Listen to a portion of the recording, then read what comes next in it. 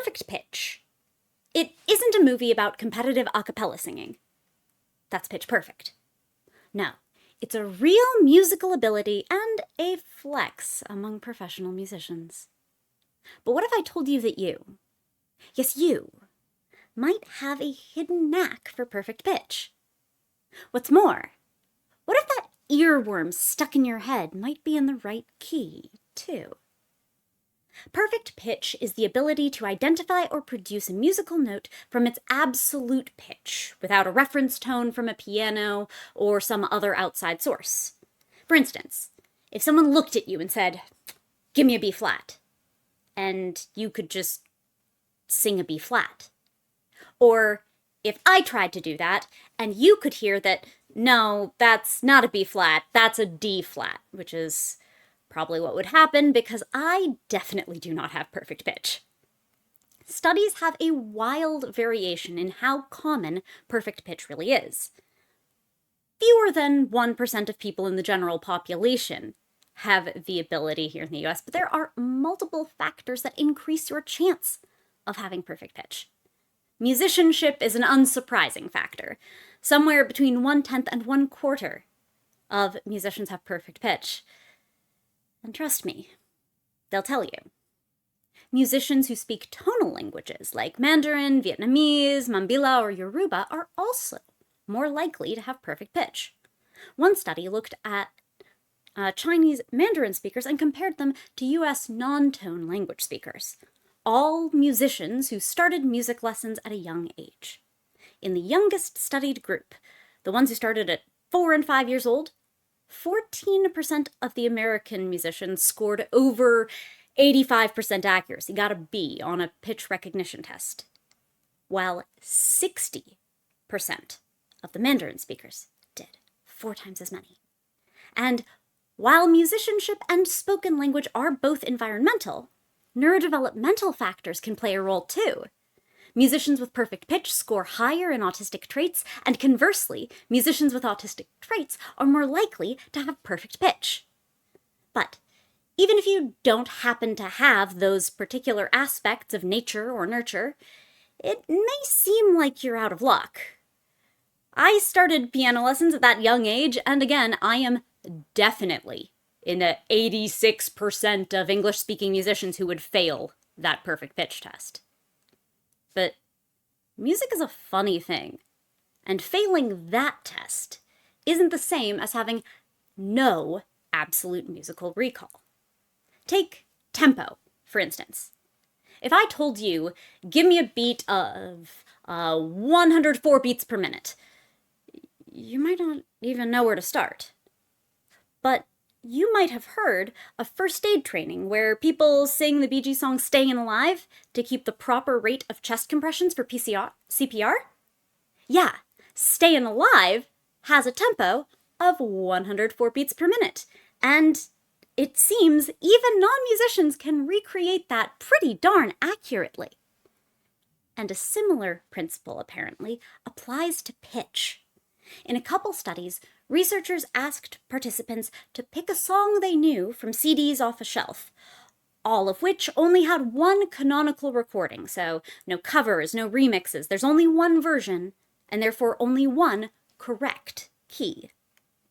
When the participants were asked to sing the song they picked, up to 40% got the key absolutely correct at least once, and up to 85% got within a whole step of the correct key, at least once.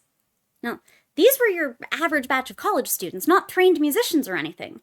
And yet, clearly, they didn't have to be trained musicians to have some degree of absolute pitch.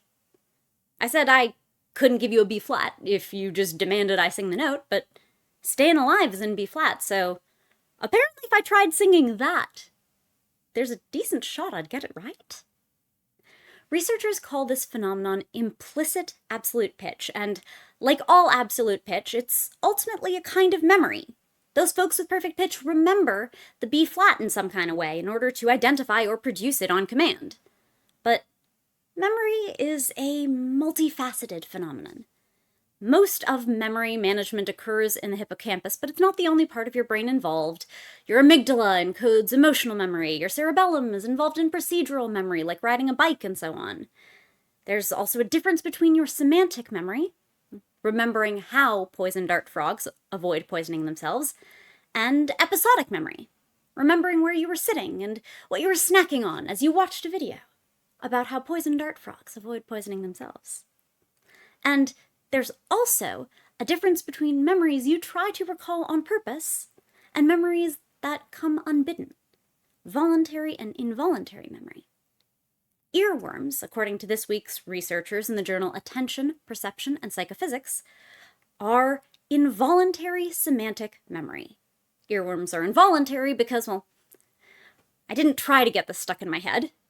Semantic memory because when a song gets stuck in your head, it's the musical memory of the song itself, rather than the memory of, say, the day you heard it. And involuntary and voluntary memory sometimes work differently as well. For instance, previous research has shown that when remembering autobiographical memory of our own life story, your mood is more likely to influence the accuracy of your, oh God, I did that thing 10 years ago. I'm just remembering. I'm going to crawl into a shame hole forever. Involuntary 2 a.m. memory compared to a memory that, you actually try to remember. So what these researchers are curious about is whether there's the same kind of difference in voluntary versus involuntary memory for music and absolute pitch.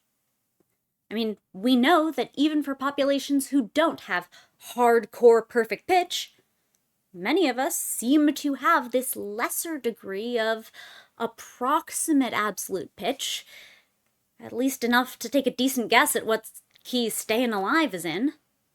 So, is our absolute pitch for earworms different than those voluntary song recollections from CDs off a shelf?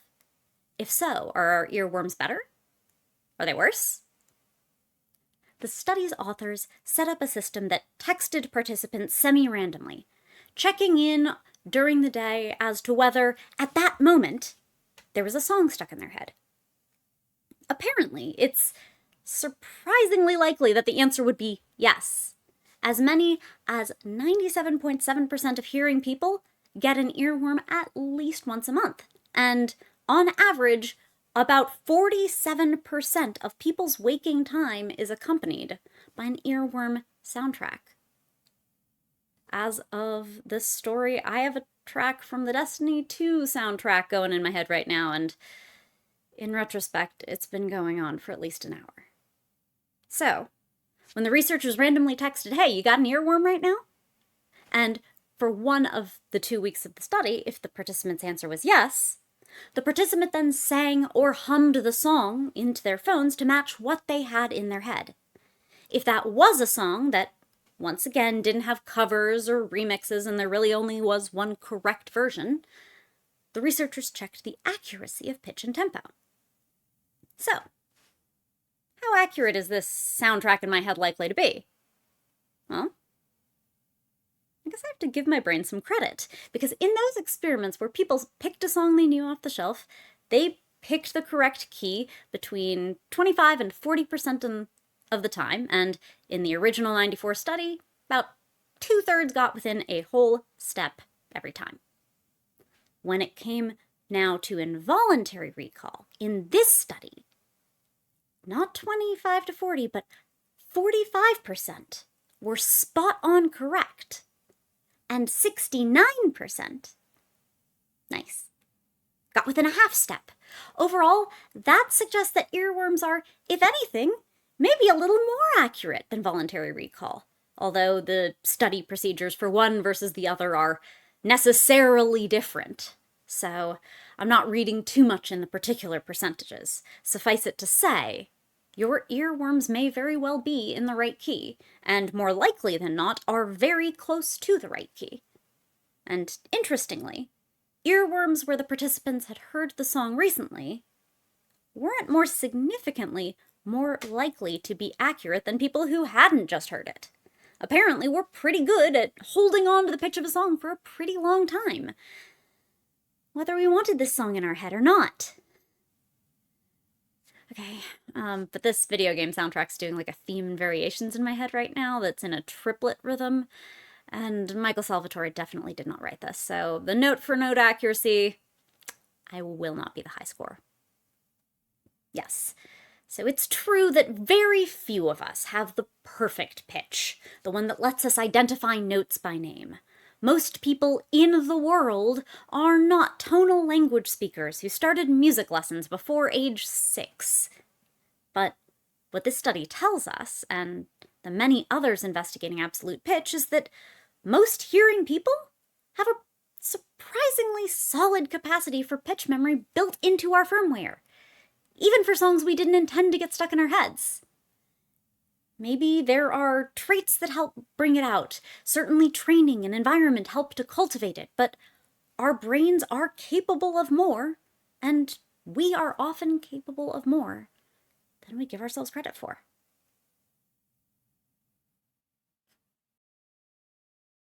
Oh shoot.